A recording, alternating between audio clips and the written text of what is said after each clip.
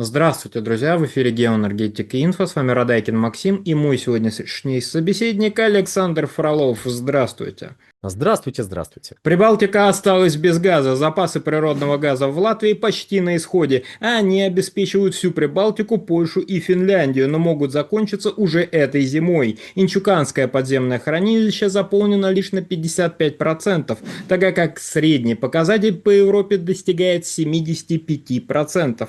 Александр, пожалуйста, прокомментируйте запасы газа и что, в принципе, стоит ли бояться Прибалтики или ей помогут, и даже за бесплатно? Нет, ей помогут, но кто сказал, что за бесплатно? Так. Что началось? Погодите, какое такое бесплатно? Мне кажется, Максим тут какие-то не те мысли пытается вложить в голову аудитории. В смысле помочь бесплатно? Вы, в конце концов, в дружной семье европейских народов.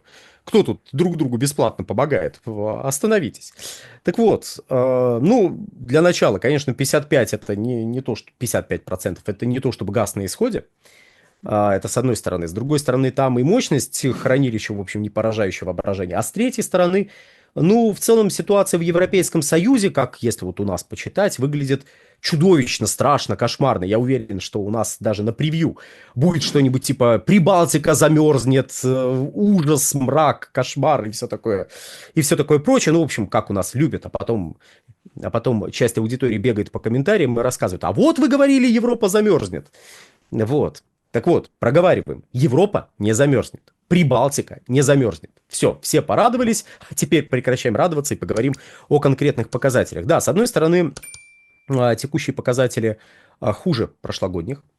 И когда говорят о том, что там 75% заполнения подземных хранилищ в Европейском Союзе, а вот было там более 80%, а то и 90%, это все как бы так. Но относительные показатели это не совсем то, с чем надо работать, когда мы говорим про подземные хранилища газа и в целом потребление газа в каком-то регионе. Будь то отдельно Прибалтика, будь то в целом Европейский Союз. Нужно посмотреть на показатели абсолютные. Без них разговор смысла не имеет. Почему?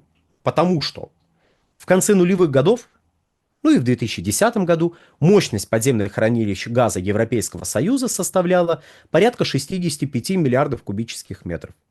Сейчас мощность подземных хранилищ газа на территории Европейского Союза превышает 110 миллиардов кубических метров. Очевидно, что 90, 50, да любое количество процентов от 65 и такое же количество процентов от 110 будет отличаться по абсолютным показателям. Хотя, казалось бы, и там, допустим, 50%, и тут 50%, но это очень сильно разные 50%. В абсолютных показателях, вот на данный момент, объемы запасов газа в подземных хранилищах Европейского Союза в целом составляют где-то 84 миллиарда кубических метров. Да, это меньше, чем в предыдущие 3 года на ту же дату. Но это больше, чем, скажем, в 2021 году на ту же дату. Точнее, даже так. Если мы берем ситуацию 2021 года, то мы должны понимать, что там и старт заполнения подземных хранилищ был меньше средних значений. Ну, то есть там было настолько мало запасов оставалось в подземных хранилищах, что нужно было восполнить, ну, так, миллиардов 70. В итоге получилось восполнить меньше, потому что грянул энергетический кризис, и многие стали просто либо продавать газ по мере его дорожания, если, ребят, мы купили по 300, а теперь он 600, давайте продадим сейчас, вдруг он дальше подешевеет. А некоторые просто прекращали закупать газ, потому что не верили, что зимой будет газ еще дороже, потому что, казалось бы, куда дороже.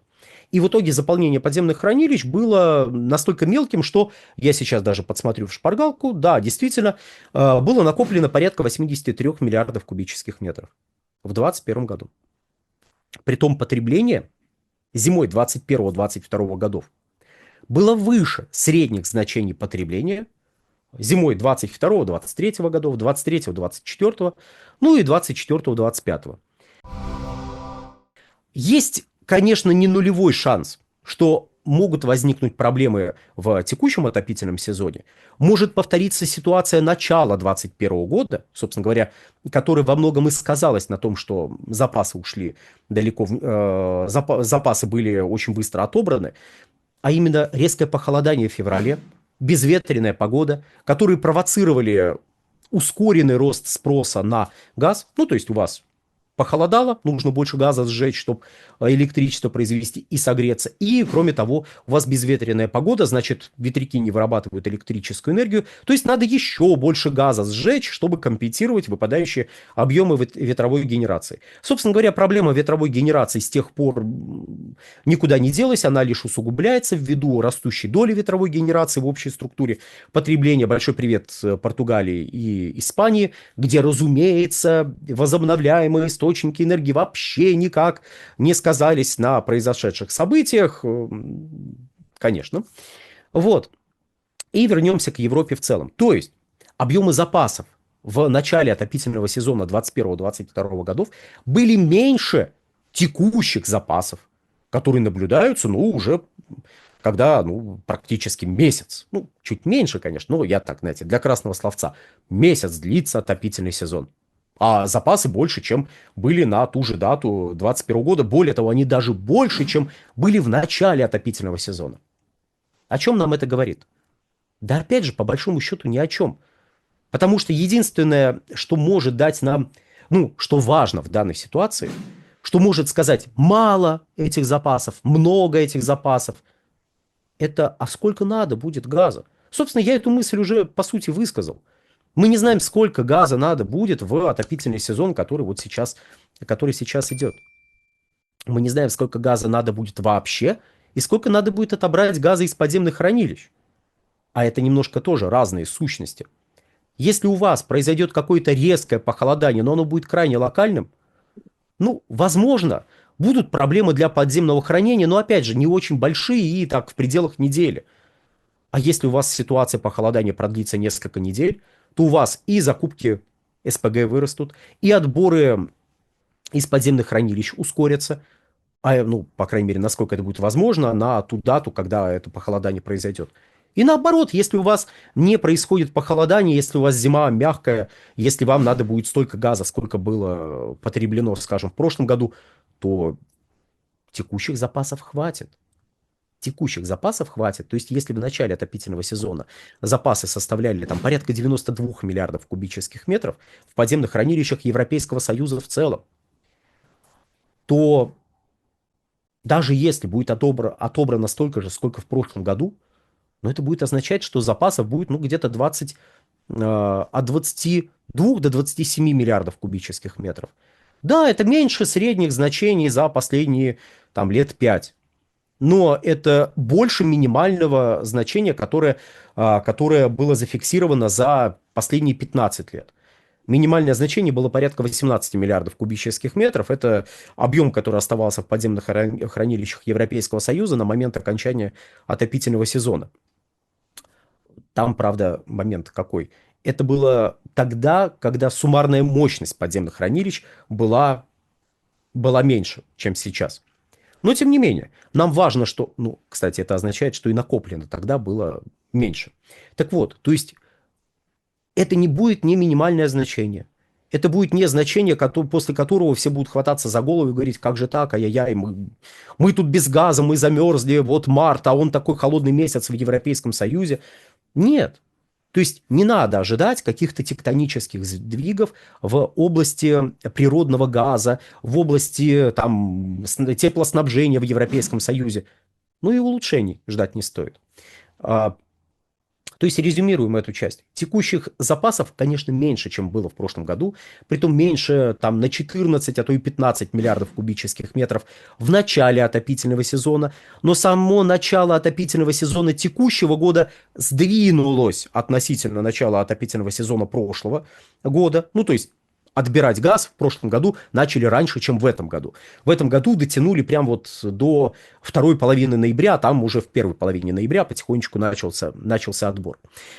И сейчас, да, меньше газа, чем на ту же дату прошлого, позапрошлого и позапрошлого годов, но больше газа, чем в 2021 году, опять же, на ту же дату. И главный вопрос в объемах потребления этой зимой. И вот возвращаемся в Прибалтику. А на что же рассчитывает Прибалтика, у которой всего 55% накоплено запасов? Ну, во-первых, она на СПГ рассчитывает. У Литвы, соседней, с Латвией, у Литвы есть СПГ-терминал, который называется «Независимость», мощность СПГ-терминала «Независимость», если память меня не подводит, 4 миллиарда кубических метров в год. Но это достаточный объем для полного удовлетворения потребностей Литвы и Латвии. Ну, а если в моменте брать, то хватит и Литве, и Латвии, а учитывая объемы в подземных хранилищах, то должно хватить даже Эстонии. А на что рассчитывает Польша? Ну, Польша рассчитывает на то, что, во-первых, есть соседние страны, кроме Прибалтики, есть другие соседние страны, где есть хранилище газа. Во-вторых, Польша рассчитывает на СПГ-терминал свой. В-третьих, Польша рассчитывает на СПГ-терминалы, опять же, в других странах. Я как-то вывожу из этого уравнения Норвегию, который является крупнейшим поставщиком газа в страны Европейского Союза, но вывожу из уравнения по банальной причине. Она более или менее равномерно поставляет этот газ в течение года, и резко нарастить поставки, если вдруг что, она не может. У нее технически нет такой возможности. Вот Россия в свое время могла, если вдруг у вас резкое похолодание, сказать: держите, ребята, и резко увеличить поставки газа. Например, в начале 2021 года такое происходило. Никто другой так же резко, быстро и в должных объемах нарастить поставки не может. Это не реклама российской газовой отрасли. Нет, это просто чисто техническая черта. Можно сказать, ну вот СПГ, да, СПГ можно, закупки СПГ можно резко увеличить, но проблема вот в чем. Чтобы доставить этот СПГ, вам потребуется больше времени, чем на прокачку газа по трубе, при том, что прокачка газа по трубе тоже не моментально происходит. Да, разумеется, там постоянно более-менее определенный объем присутствует, но если вам надо нарастить поставки, это тоже потребует определенного времени. А вот чтобы нарастить поставки СПГ, это потребует большего времени. Только и всего. То есть, когда мы говорим о газоснабжении Европейского Союза, мы должны понимать, что, еще раз, той части аудитории, которая досмотрела до этого момента, кстати, лайк поставьте. Ой, или напишите: я досмотрел до этого момента.